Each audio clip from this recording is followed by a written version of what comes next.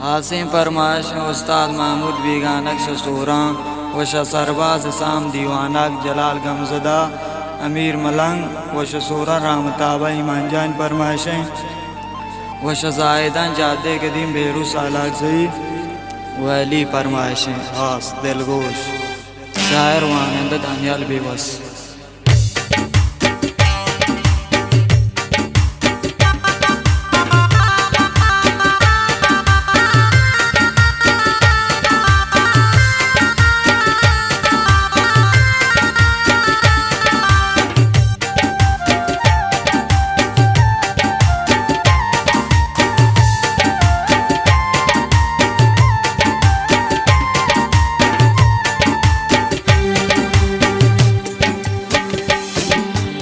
तो दीप जनेंदी कायम निकशानंद गोदी दगा हमारी सम्मोल में दिला सिंध गोदी दगा हमारी सम्मोल में दिला सिंध।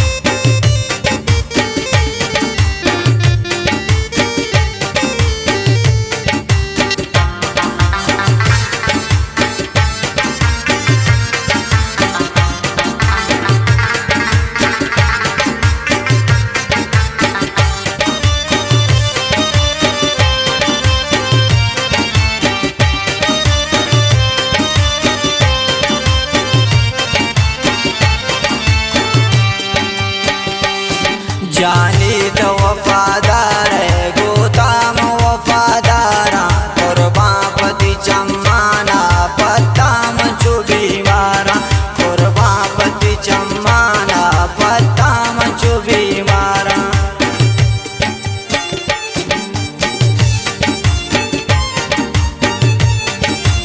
वाह वली जान जिंदग वे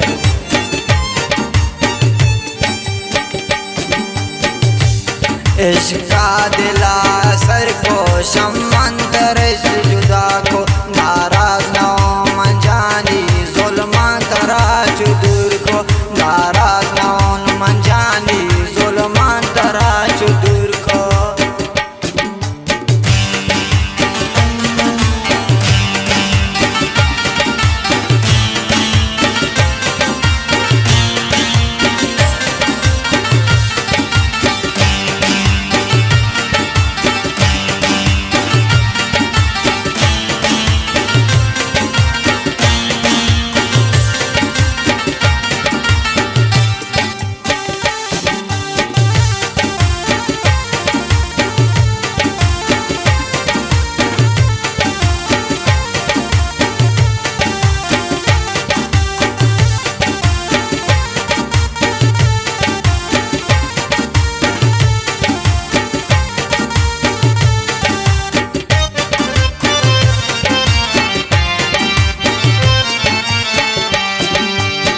पत्ता